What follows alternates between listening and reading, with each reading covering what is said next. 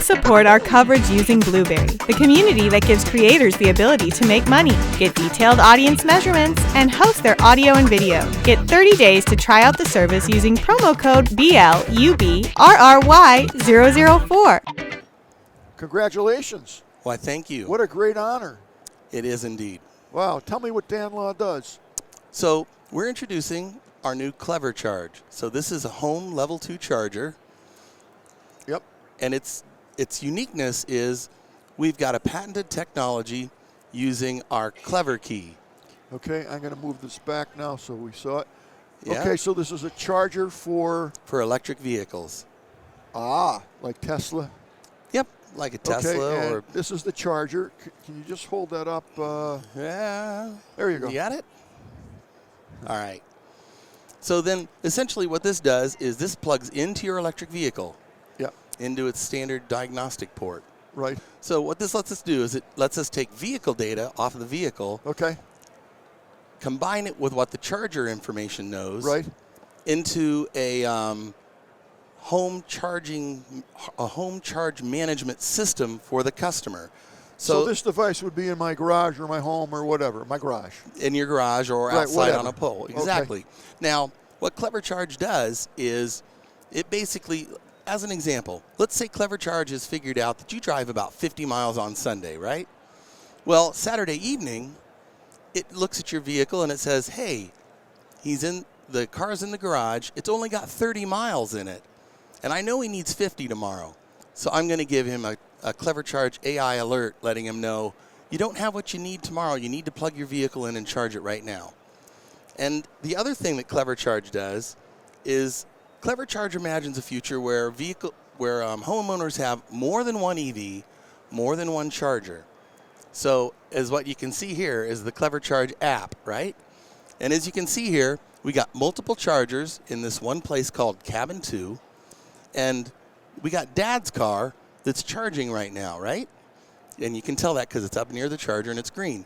And then we got this spare Tesla because you have so much money. You've got a spare Tesla hanging around. You're talking to the wrong guy. Me too. All right. So in the spare Tesla. How many people have 2 Teslas? You'd be surprised. You'd be surprised. So anyway, so the spare Tesla is blue because it's going to be scheduled to charge later. So why did CleverCharge do that? Lots of people set up a scheduled charge for later because it's less expensive to charge on off-peak hours, right? So why did it charge Dad's car right now? Well, and the reason is CleverCharge has determined Dad's car needs to go 80 miles this afternoon, and it didn't have the miles in it. So even though it's on peak hours, CleverCharge is going to use its AI capabilities to charge that vehicle to make sure that your vehicles are all ready for its operational capabilities. The last thing I'd like to show is this vehicle down here has got a little red exclamation point on it. Your daughter's car, it has some type of a diagnostic problem. You need to take that one into the shop. Okay. So it does maintenance diagnostic. Why wouldn't I drive home with whatever charge I have left, 25%, plug it in the charger, set it and forget it, and come back the next morning and I'm all charged to go as many miles as I want? Why would I only charge X percent, the 30 miles that I need to go the next day? Why wouldn't I just charge it and be done? Well, lots of people don't charge the same vehicle every day, so you might have one charger and 3 EVs, right? You're not going to charge every vehicle every day, and most people don't need to. The range on most vehicles when they're doing is their daily driver going back and forth to work. Okay, so and again, I'm asking, what's the typical mileage of an average Tesla? You know, just numbers here. 200 miles. 250, 350. Let's just say we'll take it in the middle. 300. Sure, 300 for illustration purposes. Now, I drive to work. I don't know, 25 miles back and forth. So that's 50 miles. I come home. I don't have an electric vehicle, so I wouldn't necessarily charge it up and top it off. A charge to bring those 100 miles back, so I got the 300 tomorrow? Yeah. I would. Yeah, you would if you topped it off. Why would I use CleverCharge then? Well, because you're not going to have enough time to charge every vehicle every day. Someone's going to win, someone's going to lose. So this is really made for multiple vehicles? Well, that's part of the advantage. The other part of the advantage is, you're right, if your routine is always that you come in and plug it in, I don't know. You have any kids? I have 2. Would you like them? I'll make you a good deal. I have 3 on my own. I'll give you a real good deal on my daughter. No. All right, No I'll pay deal. you.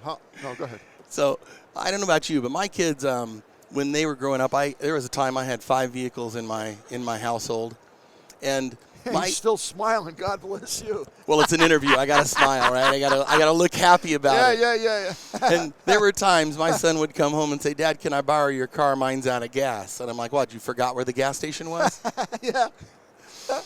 EVs aren't going to be any different. I forgot to charge my vehicle. That's interesting. I didn't. Yeah. I get it. Charge management's going to be a thing, because right now you can go to a gas station, you can charge up, and you can get your gas filled in 5 minutes. Charging at home is way less expensive, and it's most convenient. But you're going to have a limited number of chargers for a bunch of vehicles. But still, it would be more. This device would be more advantageous for someone who has more than one car. Sure, but even someone that doesn't have more than one car. Okay, let's talk about that. Let's talk about one car. So even one car, it's going to say, you know what? Look, here's your arrival alert. I'm going to give you, I know when you come and go. I can give you statistics on how far these trips were and how much money you spent on each trip and how So it does the full data analysis, then it knows. It knows. Oh, see, I didn't know that. So even for one vehicle, it's going to have a lot of advantages. And it also can, it talks to your car computers, and it says, look, you've got some trouble codes. You need to take this into the dealership. So it's still... That's a big added bonus. It is. Just that alone, because you don't want to be out there and, Exactly. Yeah, I mean, that's, by itself, that's a big thing. Now, what if next week I'm going to Vegas and it's a 286-mile trip? That doesn't know it the day before that I'm going. It doesn't. I need to charge. In my brain, say, you better charge that all the way up. Yep. Now, I only go to Vegas, I don't know, once every other month.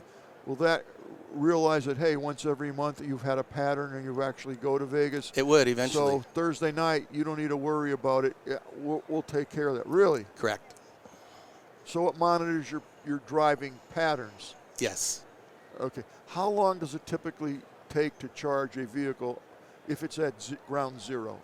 So typically you'll see between, like 25 and 35 miles an hour charge in a vehicle, depending on the size of the vehicle, right? If it's a Hummer EV and it's got a massive I think that thing has 123 kilowatt hour power pack. Oh, okay. Those take about 10 and a half hours to charge from nothing to full. But if you have a smaller EV, half that. Huh. It takes a second to get your head around the concept, but it's very, very intriguing.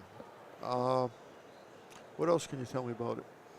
Well, CleverCharge is currently being manufactured. We'll have them here in the United States for sale in a month or two. Oh, really? And it's going to be competitive priced with other EVs. Even though it's got vastly more features and more capabilities, it's going to be about the same price as other smart home EV chargers. Give me a feel for the pricing on it. Yeah, I can't announce it yet. Sorry. This is CES. Do you know? I know. Isn't that crazy? Dude, this is going to 1 million people. Maybe 1,000,001. I know, which is why I want to make sure I get the price right. And, that's fair. That's fair. With the uncertainties that are in the environment right now, we want to make sure that we give people an accurate price when it's available. I love the technology. I love the concept. And clearly winning this award, they know more than I do. And that's in my opinion, that's about the best award that you can get, because they see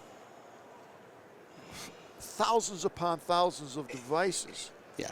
And you got this. We're very honored. Wow. And I do want to point out, Dan Law, while we're new in EV chargers, Dan Law has been in automotive for 41 years now. So Dan Law has been a Tier 1 supplier to different OEMs. And we're taking that Tier 1 capabilities and that quality that we have in our Tier 1 supply line into our home EV charger line. Well, it's very impressive. I wish you nothing but the best, but I do have one more question. For sure. If I was interested in buying this unit, where would I find it? Where could I purchase it? That's an excellent question. A month from now. So this will be available on our own website at www.clevercharge.com. Okay, it's CleverCharge.com. All one word, yep. CleverCharge.com. Yep, and then it's also going to be available on Amazon. No way, is it? For sure. These guys are going somewhere. Wow. That's going to sell like, you better have a lot on those shelves? You know what? We're looking forward to it. I'm looking forward to the next challenge, keeping the shelves full. It's very exciting. It's brand new technology. It's using AI. Yep. It's not putting anybody out of a job. It's helping you. It's helping people. And the fact that it gives you the diagnostics, we didn't spend a lot of time on that, but I got to tell you, to me, that's a huge bonus. It's peace of mind. It's comfort for me. And that's what it's supposed to do. It's basically designed to help people with their range management issues with EVs. Listen, thank you so much for coming on. You did a marvelous job of articulating what you guys do. I appreciate your time and your sense of humor you put up with me. Thank you very much. Thank you very much for your time. It was an honor, guys. The Tech Podcast Network's CES 2025 coverage is executive produced by Adam Barker. Technical director is Kirk Corliss. Associate producers are Nancy Ertz, Tracy Ingram, Xerxes Goddard, Brandy Jackson, and Aviva Cram. Voiceover by Aaron Hurst. Our hosts are Marlo Anderson, Don Bain, and Scott Ertz. Studio and equipment are provided by PLUGHITZ Productions. The TPN studio executive is Todd Cochran. This has been a Tech Podcast Network production, copyright 2025.